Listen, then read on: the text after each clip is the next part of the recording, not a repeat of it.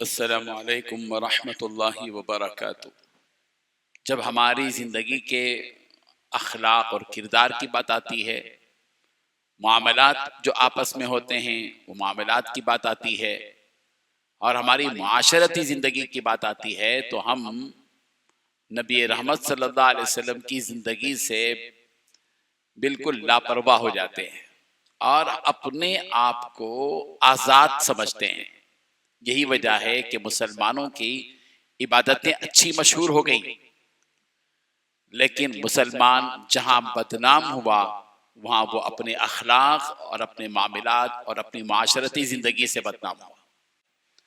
اور جب اللہ نے خود فرمایا کہ فَانكِحُوا مَا طَابَ لَكُم مِّنَ النِّسَاءِ، عورتوں میں جو تم کو پسند ہو نکاح کرو، تو اس کا مطلب یہ ہے کہ نکاح کا حکم اللہ نے دیا ہے، نکاح کی نسبت اللہ سے بھی ہے، نکاح کی نسبت نبی سے بھی ہے، اور جس نکاح کی نسبت اللہ اور اس کے رسول سے ہو وہ دنیاوی عمل نہیں ہے، وہ ایک عبادت ہے۔ اور عبادت کا اصول یہ ہے کہ عبادت نبی کے طریقے پر ہو۔ ہم نماز نبی کے طریقے پر پڑھتے ہیں، روزہ نبی کے طریقے پر رکھتے ہیں، زکوٰۃ نبی کے طریقے پر دیتے ہیں، حج نبی کے طریقے پر کرتے ہیں، عمرہ نبی کے طریقے پر کرتے ہیں، قربانی نبی کے طریقے پر کرتے ہیں۔ لیکن جب نکاح کی بات آتی ہے تو ہم سب آزاد ہو جاتے ہیں۔ نتیجہ یہ ہوا کہ ہماری شادیوں کو ہم نے غیروں کے طریقے سے انجام دینے کا سلسلہ مدتوں سے شروع کیا۔ اب وہ اتنا مضبوط پکڑا ہوا ہے کہ اب ہماری زندگیوں سے وہ طریقے جن کا تعلق غیروں سے ہے چھوٹنے نہیں پاتا۔ بارات کا اسلام سے کیا تعلق ہے؟ منگنی کا اسلام سے کیا تعلق ہے؟ سانچک کا، مہندی کا، ہلدی کا، فلاں کا، اس کا اسلام سے کوئی تعلق نہیں ہے۔ ہمارے نبی حضرت محمد مصطفیٰ صلی اللہ علیہ وسلم نے نکاح کیے اور سادے سیدھے انداز میں نکاح فرمایا۔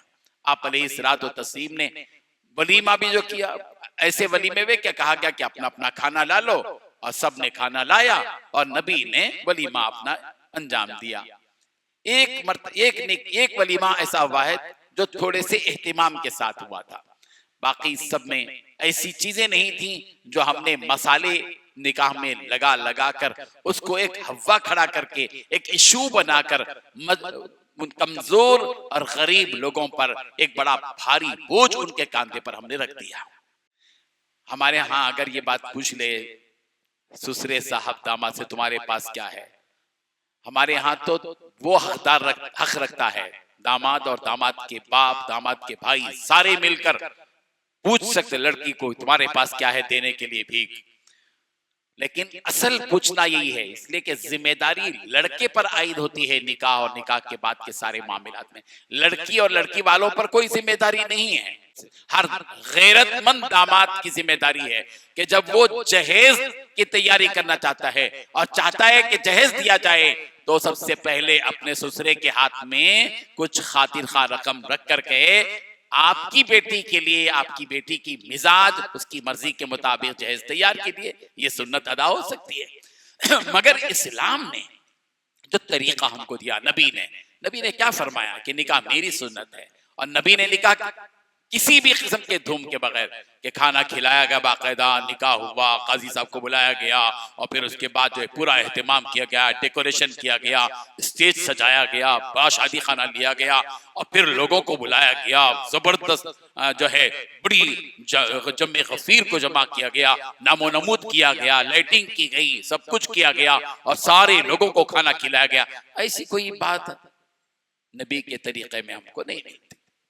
جن کپڑوں پر حضرت فاطمہ تھی کام کر رہی تھی، انہی کپڑوں سے سرکار نے حضرت فاطمہ کا ہاتھ پکڑا، حضرت علی کے گھر گئے، دروازہ کھٹکھٹایا اور کہا کہ علی یہ تمہاری امانت ہے، یہ تمہاری امانت ہے، تمہارا نکاح ہو چکا ہے، فاطمہ تمہارے گھر چھوڑ کر آ گئے اللہ کے نبی صلی اللہ علیہ وسلم۔ یہ ہے وہ چیز جو بتاتی ہے سادگی کی، پیغمبر کی زبانی یہ بات کہی جا رہی ہے، وَمَا أَنَا مِنَ الْمُتَكَلِّفِينَ، میں تکلف کرنے والوں میں سے نہیں ہوں، بناوٹ کرنے والوں میں سے نہیں ہوں۔ یہ جتنی شادیاں اور ان شادیوں میں جتنی رسومات اور ان شادیوں میں جتنے بکھیڑے ہیں اور ان شادیوں میں جتنی تکلفات ہو رہے ہیں، ان کا ریئل زندگی سے کوئی تعلق نہیں ہے، یہ صرف ایک بناوٹ ہے۔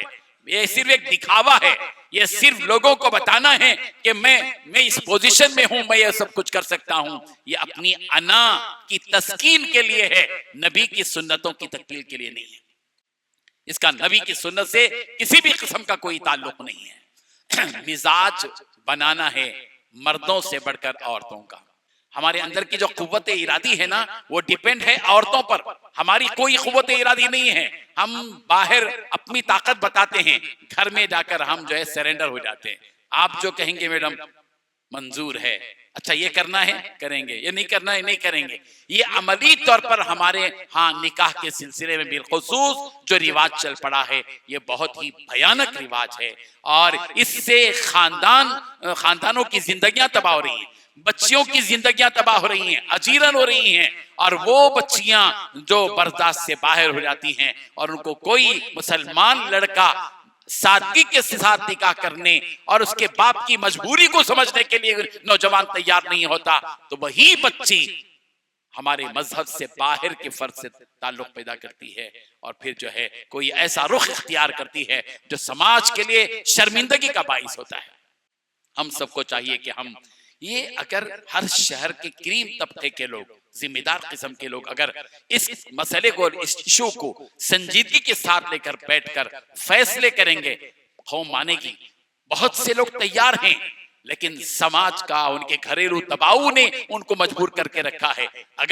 اگر ایک سماجی طاقت ہم پیدا کریں، ایک اچھے لوگ 100-150 لوگ ایسا ساتھ دیں، جس مہم کو لے کر ہمارے جناب عبد محترم ڈاکٹر عبد القدیر صاحب نے یہ بیڑا اٹھایا ہے، اور ان کے ساتھ کے جو رہنما افراد ہیں وہ بھی اس سلسلے میں جب دلچسپی رکھتے ہیں، اگر آپ اسٹیپ لیں گے تو ہمارے پاس کئی ہندوستان کے کئی شہروں کے ایسے نمونے ہیں جن شہروں میں باقاعدہ طور پر طے ہے کہ جو ہے نکاح وقت پر ہوگا، کتنا بھی کیوں مالدار نہ ہو، ایک ہی قسم کا کھانا ہوگا، ایک ہی قسم کا میٹھا ہوگا، بس اس سے زیادہ نہیں ہوگا. انہوں نے عمل کر کے بتایا ہے.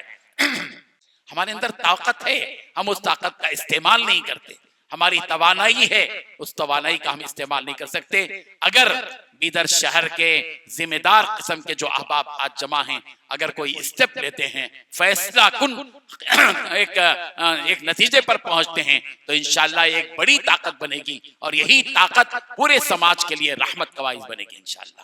کتنے لوگوں آج ہمارا مسئلہ یہ ہے، ہم پیسہ منڈی والے سے موز خریدتے ہیں، 50 روپے بولتا ہے تو 40 روپے میں لیتے، بارگننگ کرتے، اتنے احتیاط کرتے ہیں.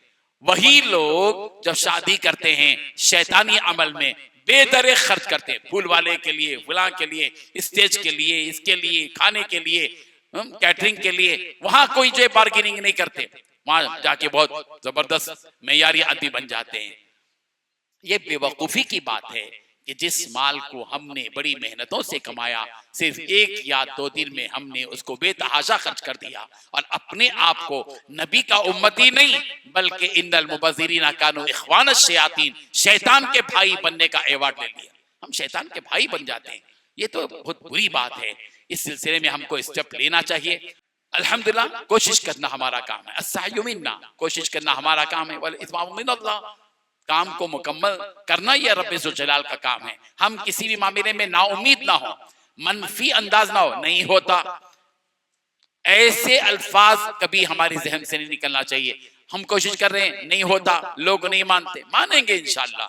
اگر ہم جو ہے اپنے اندر حکمتیں اور مصلحتیں کو سامنے رکھا اور ایک ایسا طریقہ اختیار کیا جو عملاً یقیناً جو ہے مناسب بھی ہو، مفید بھی ہو، تو انشاءاللہ قوم اس کو سمجھے گی، اور قوم منتظر ہے، انتظار میں ہے کہ کب کوئی اچھے طاقتور لوگ اسٹیپ لیں گے اور ہم اس کے فیصلے پر پہنچیں گے. کہ ان ساری چیزوں کی وجہ سے غریب خاندانوں پر بہت بے اثر پڑتا ہے، اور اس کے نتیجے میں یہ غریب قوم سود پر قرض لے کر اپنی بچیوں کی شادیاں کرتے ہیں، ان کی نیندیں حرام ہوتی ہیں. کتنے لوگ ہیں جنہوں نے اپنا گھر جو ہے گھر بیچ دیا، بے گھر ہو گئے، کرائے کے مکان پر آ گئے، اور اپنی بچی کی شادی کے لیے انہوں نے آنے والے بھکاری داماد کی ہوس کو پورا کرنے کے لیے اپنا گھر بیچا اور کرائے کے گھر پر رہنے کے لیے مجبور ہو گئے. یہ ساری چیزیں ہمارے دلوں کی کمزوری کی وجہ سے ہوتے ہیں. ہمارا دل صاف ہونا چاہیے. کسی پر ظلم کرنے کا جب مزاج بن جاتا ہے تو پھر وہ ظلم اس کے نزدیک عیب نہیں ہوتا, جرم نہیں ہوتا. ہمیں اس ظلم سے بچنا چاہیے. یہ جتنے خرافات اور شادی کے موقع پر کی چیزیں ہیں, یہ سارے مطالبات اور یہ جہیز اور جوڑے کی رقم اور اس قسم کی جتنی چیزیں ہیں, ان کا تعلق ظلم سے ہے, انصاف اور احسان سے نہیں ہے. معاشرہ جب ظلم کا شکار ہو جاتا ہے تو امن ختم ہو جاتا ہے. معاشرہ احسان سے بنتا ہے, معاشرہ ایثار سے بنتا ہے, معاشرہ انصاف سے بنتا ہے. میں دل کی گہرائی سے مبارکباد پیش کرتا ہوں جناب ڈاکٹر عبد القدیر صاحب کو. جب بھی وہ کوئی مہم لے کر اٹھتے ہیں ایک طاقت کے ساتھ اٹھتے ہیں اور وہ کامیاب ہوتی ہے. مجھے امید ہے کہ آپ کی یہ مہم بھی انشاءاللہ سرزمین بیدر ہی میں نہیں بلکہ دیگر علاقوں کے لیے بھی یہ نمونہ بنے گی. اسی امید کے ساتھ میں اپنے ان چند کلمات کے کہنے کے بعد اپنی بات کو ختم کرتا ہوں اور امید کرتا ہوں کہ انشاءاللہ یہ تحریک مؤثر بھی رہے گی, مضبوط بھی رہے گی اور دوسروں کے لیے نمونہ بھی. وآخر دعوانا ان الحمدللہ رب العالمین.